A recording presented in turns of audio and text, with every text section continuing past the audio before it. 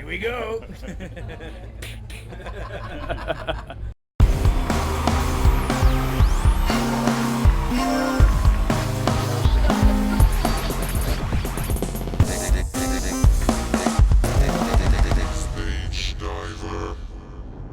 Yeah, hello. We are here from Stage Diver, and here's Artillery. You're just founded in '82. Okay, you get some influences. Okay, at this time point, what influences are there? Because there is nothing except Venom and new wave of British heavy metal. What are your influences?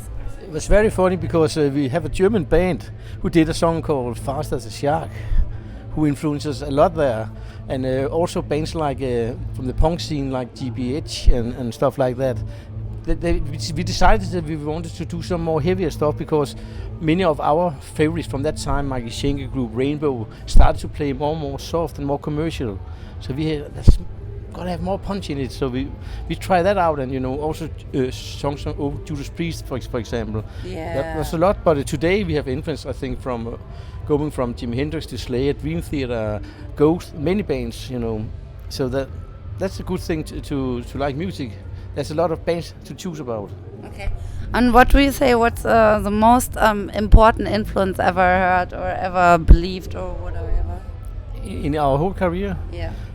It must be Metallica some way, I think. Okay. And you have in your band history, you have 2 times 7 years in between disrupted. In Germany, you say, okay, when you're married, then there's the 7th year. Yeah, it's a crisis. Okay, is it because this? Or what do you say? I say, but it's a little difficult to put it like that, because why we split up was that we had some band members that we could not really deal with, and that if you go back 20 years, it's very hard to find decent musicians, especially in Denmark. So that's more why, not because the core of the band could not get along, but always the singer's the problem. They always think they're more important than the rest of the band. Because how do you feel comfortable with the band, or is it okay for you to play here? Or what do you see? Well, yeah, very much. Yeah, I feel very comfortable.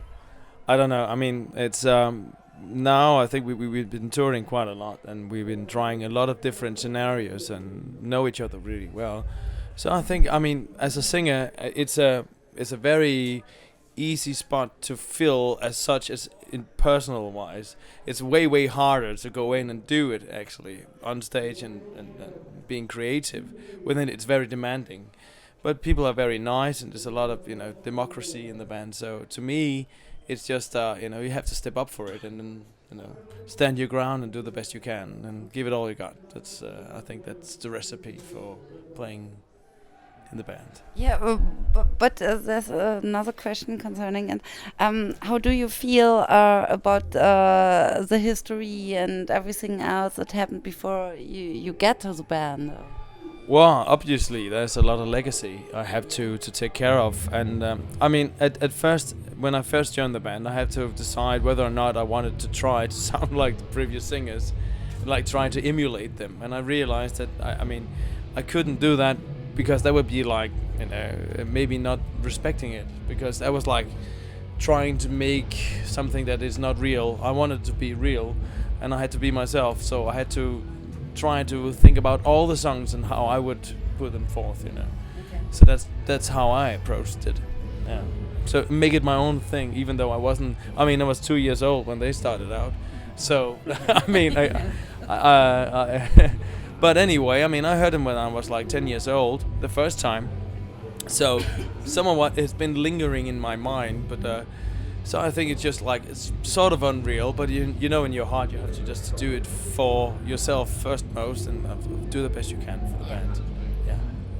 And how would you claim your kind of music? I think for me it's thrash metal or speed metal, or now how would you say what's your kind of music?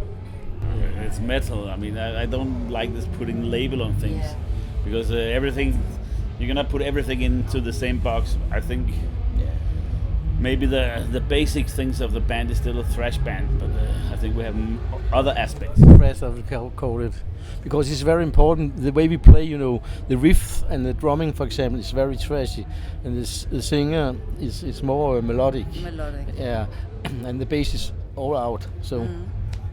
But I think it's important. We don't say now we make a song and this should be a thrash song as such. That's what's good about it. If you listen to the first Artillery album and the one we're recording at the moment, there's a lot of room for different. The one you are recording at the moment, okay. Correct. You're recording an album at this moment. That's right. We're in the studio right now. When is it released? Oh, is it February. On Next on year? Metal Blade. Okay. new album coming out? You have a title for it? Penalty by perception. Okay, cool. Listen up. Say it again. Penalty by perception. Well, I think we are somewhat stuck with the Grim Reaper, the mascot thing that came along the second or third time the guys reunited. So this time again we have the Grim Reaper, and he's in charge of a cannon. Okay. Yes. So all the elements of dangers in there is death and guns. Yes. It's very important. Learn that, kids. If you play metal, it has to be dangerous. Okay, cool. And one last question or one last thing. Do you have to say something for the fans, or in general, is there anything you have to do for the camp? I just have to say thank you for sticking around and turning up and being so encouraging and always being enthusiastic about us and saying hi and saying hello, because it's just so nice. Because when you travel a lot and you have an exhaustion schedule, the light of the day is you guys, so and girls as well, of course. But so it helps a lot. So thank you for flying the flag for us, and we will do it as well. With no fans, we wouldn't play, Yeah. So they mean a lot, mean everything.